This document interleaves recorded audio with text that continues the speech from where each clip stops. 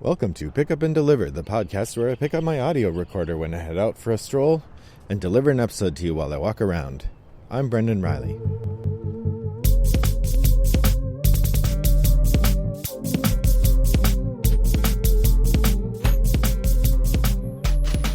Well, good morning, dear listeners. It is a partly cloudy, fairly warm day here in suburban Illinois. The world has been pretty scary this week, but it is June 1st, so I felt like going out and walking around and chatting with you a bit, despite all that. So, I don't even know how to start. It's been a while since I've talked with you listeners. I miss you all, but I haven't had a lot to say. It's a strange thing to have this idea of podcasting a couple times a week, but then just feel like I don't know what I would say today. I've been playing plenty of games, as you'll hear in a minute, but mostly I'm just we're into this rhythm that feels like everything's kind of on pause, even though it's not. I mean, my semester ended, my summer classes are starting today. Actually, my online summer class. I'm hoping I'll see some students actually post some things. That would be nice. So that will be interesting to get started in that. And, shifting into summer work is always an interesting mental challenge, complicated by the fact that it feels like we've been home. I mean, we've been home for 2 months already, and it's just everything's strange. Everything is strange.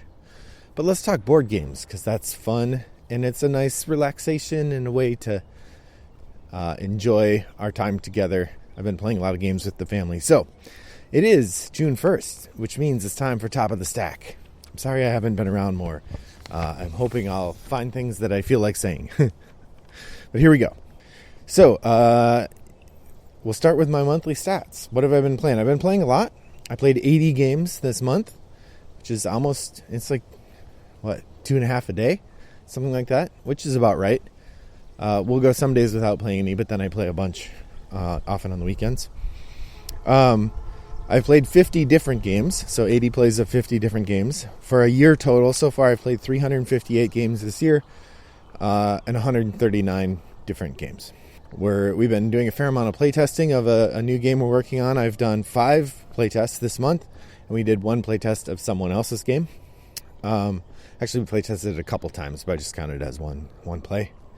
My Shelf of Opportunity, I'm continuing to make progress on it. Turns out not being able to go to the store and buy games makes it harder to buy games. And thus, I am watching the money.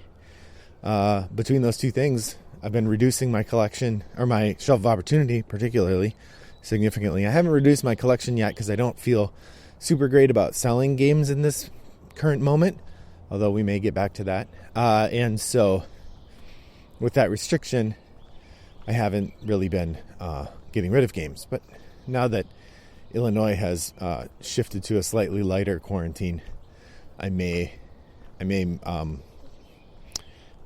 sell a couple games here in this month. We'll see. So actually, the collection size, the goal to reduce it down from 369, it's creeping back up. We're at 372 now.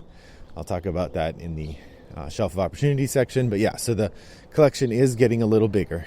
I mean, don't get me wrong. I feel lucky to have a big collection, and it's fun and I enjoy it. But my goal is to get it to be a little smaller, and so this didn't help that. My most played game this month was Gloomhaven. Again, my family is still really enjoying it. And I think I mentioned last time I have started a second campaign with a pal of mine. We're connecting every Wednesday morning on Zoom and doing a one play. And we're working our way through the Into the Unknown community scenario, which Isaac Childress released. And so we're making our way through that. So between that and the games with my family, I played Gloomhaven 12 times last month. And I played 4 games of Mystic Vale online. So that's my highest number of the online plays. Asynchronous, of course. Top of the stack. I did pretty well on the top of the stack this month. I did get 3 games played out of the 4 I set aside, although remember my goal is always 3 of the 4. So if I get 3 played, I consider it a win. However, I really do think the top game each month should be the audience choice, because part of the whole declaring top of the stack is talking with you, and I must admit I did not get Teach You to the table this month. So, sorry about that. But I did manage to play Sentinels of the Multiverse, Kingsport Festival, and SPQF.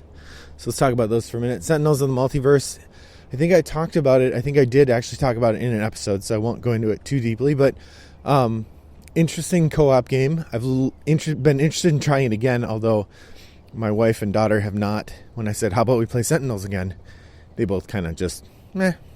So, I don't know about that.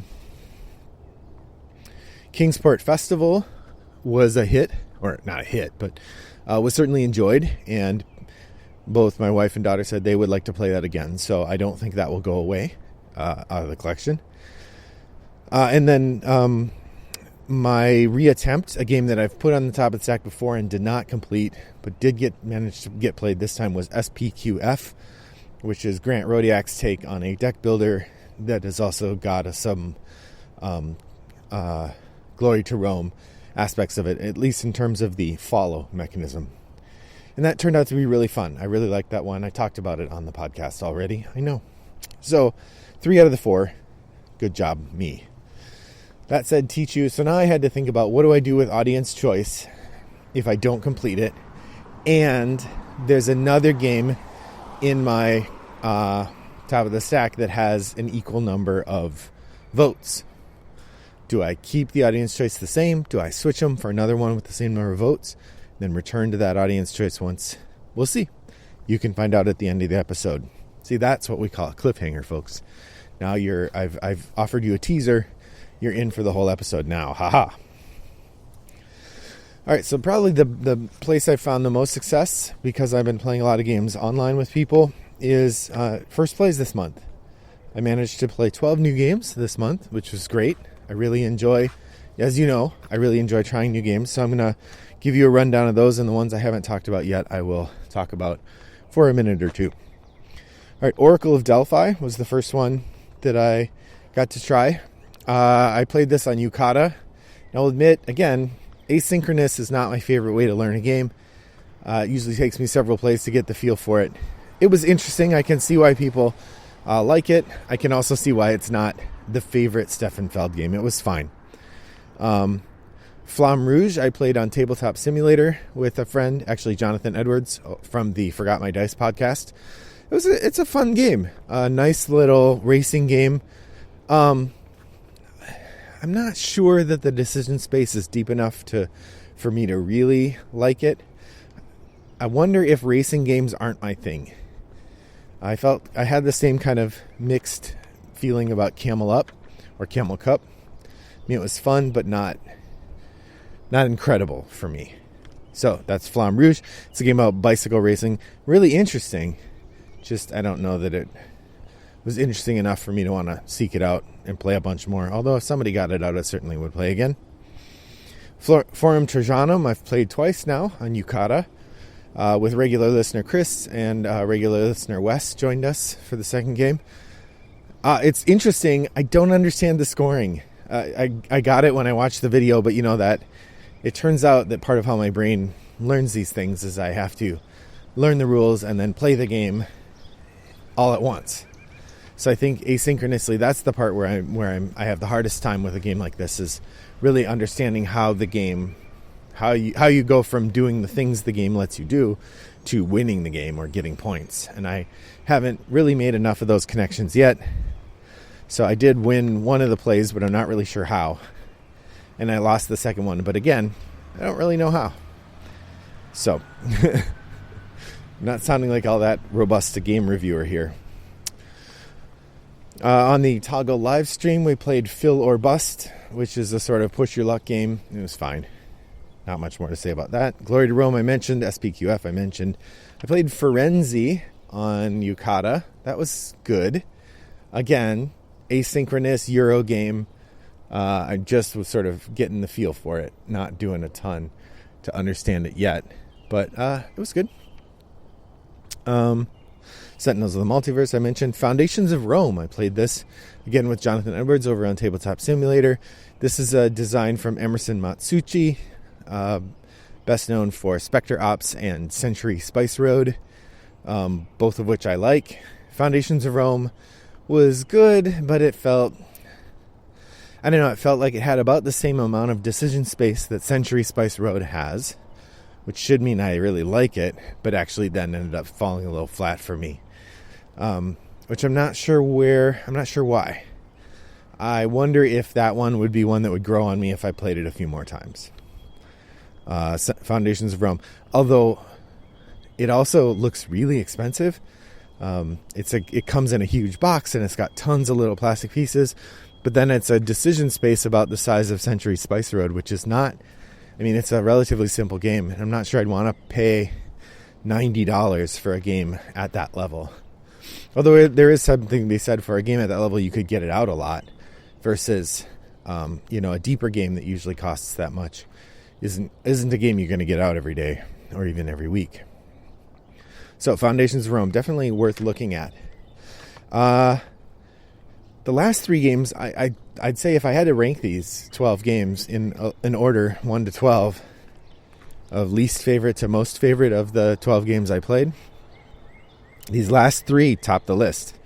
I'll give them to you in order, favorite to not favorite.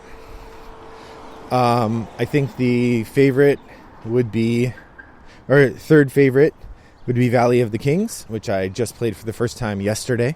Like I said, quarantine is beginning to lift a little bit here in Illinois, meaning that there are some shops that are now open for shopping, although they have limited numbers of people and you have to wear a mask and blah, blah, blah. But we did go to support some local businesses. We visited a bookstore and the game shop yesterday and spent a little money there. And I ended up getting 3 things at the game shop. I got the Crystal Mosaics expansion for Azul. I got Cartographers, which about time because I've been really enjoying that game. And then I got Valley of the Kings Premium Edition. This is a game I've heard a lot about and I've had my eye on for a while. And it was on the used discount shelf. And the Premium Edition is actually the game. It's all 3 versions of the game plus some bonus cards. And they're all slightly bigger tarot-sized cards rather than regular playing size cards, and the art is redone, and it comes with sleeves for the whole game, which I don't mind playing a game without sleeves, but I like a sleeved game, sure. So we tried it out, and it's really fun. If you haven't played Valley of the Kings, it's a deck builder, and it's a slightly older one, so it feels like a slightly older deck builder, but it's got this neat burial mechanism where you have a tomb, and your goal is to put stuff in your tomb, and it's a set collection game, so you have these basic cards that just score like 1 point each, and then you have these set cards, and the bigger the set you get, the more points you get. And it's just, you square the number of cards from the set. So if you have 2 cards from the set, you get 4. If you have 3 cards, you get 9 points, and so on. Of course, you have to have unique cards in your tomb, so you can't put 2 of the same card. Have to be different ones from the set. And then here's the thing that makes it interesting. It's a deck builder. Like I said, you buy the cards as usual with deck builders. And then when you go to play, you can play the card for its gold points to buy another card. And there's a market of 3 with this sort of cascading river of 2 extra cards that come down. So it's a crumbling pyramid, they call it. So you can see what's coming and you can manipulate that pyramid a little bit. But the trick is, so you can either play a card for its gold and get a card with it. You can play a card for its action, which then lets you do something, usually manipulating cards in some way. Or you can entomb 1 card per round. And then there are other cards that will let you entomb in different cards. And when you entomb a card, you put it under, literally have this thing called your tomb. It's a cardboard tile. And when you entomb a card, you add it there, and that's how you score it. So one of the tricky things about the game is that you cannot score any cards in your hand or in your deck or in your discard pile. You only score cards in your tomb. So kind of like Elysium, there is this element of taking cards out of active play and putting them away in your vault. And you have to get used to that. Valley of the Kings also has a much higher level of take that than a lot of games I generally enjoy, but it's well done. Anyway, beautiful art. I really, really enjoyed our first play. We just used the very base game. But like I said, it comes with both expansions, and then it comes with a bunch of different guides for mixing and matching interesting sets. So lots to discover with Valley of the Kings. My number 3 new game of the 12 I played this month. My number 2 is a roll and write called Trails of Tucana, Trails of Tucana. I played this actually online through the Rahdo Runs Through channel. Rahdo did a live play of this roll and write, and you could just print out the board and play along with them, which is what I did, and it's really fun. Definitely, I immediately went and pre-ordered it from a game shop because it's really good.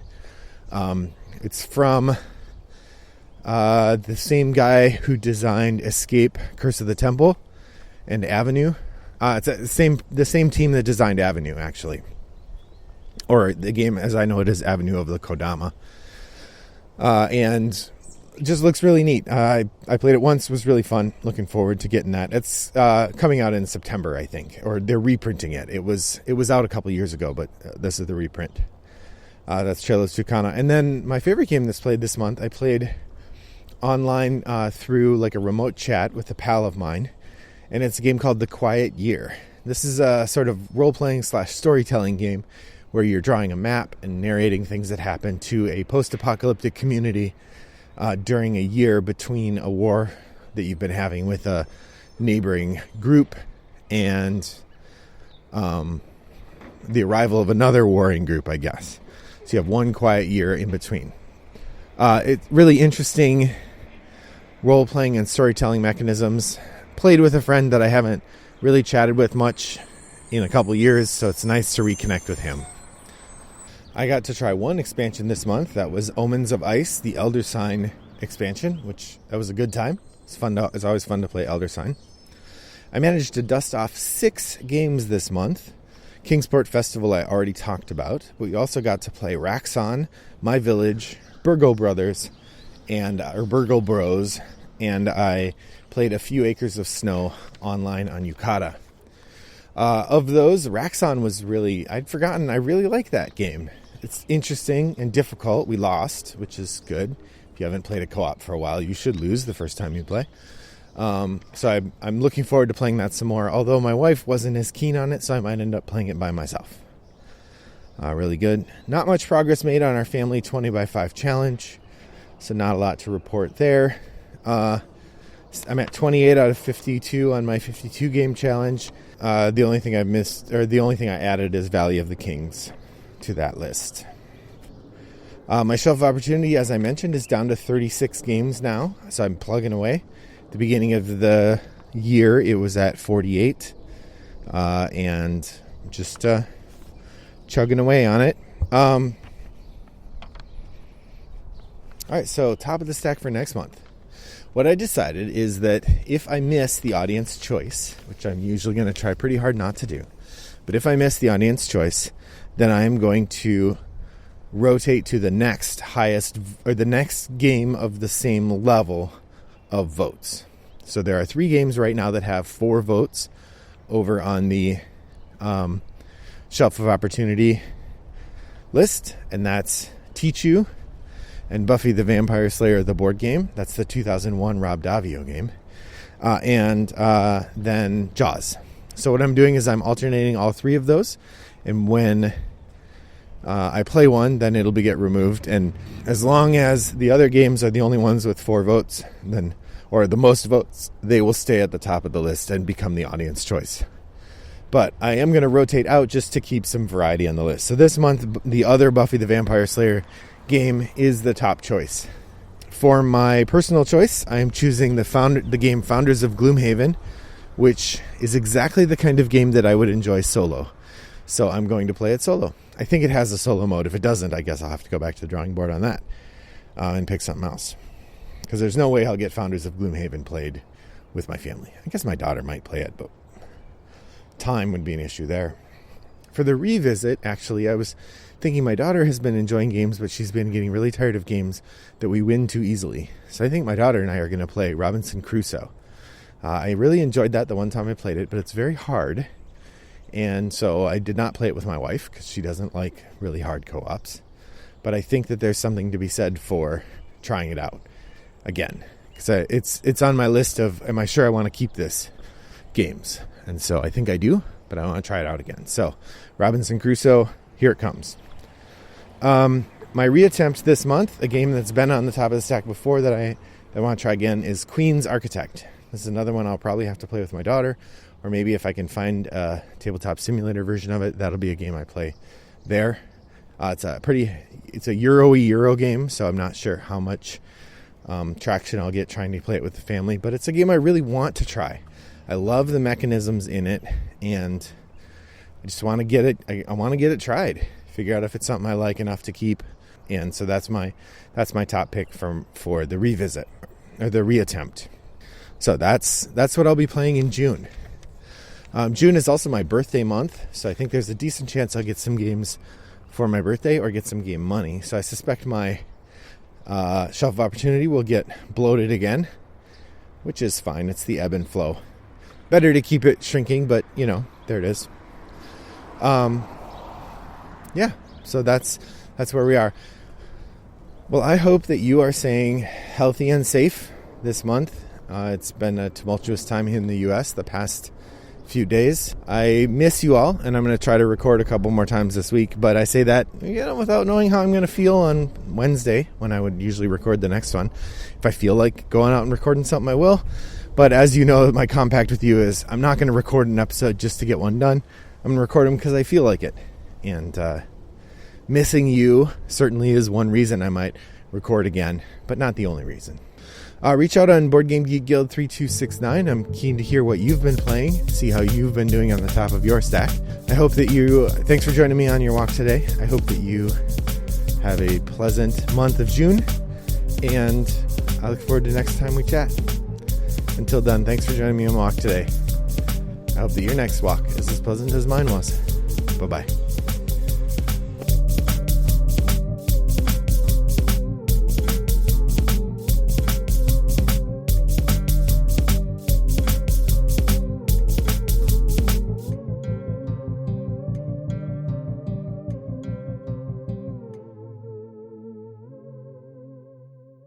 Brought to you by Rattlebox Games.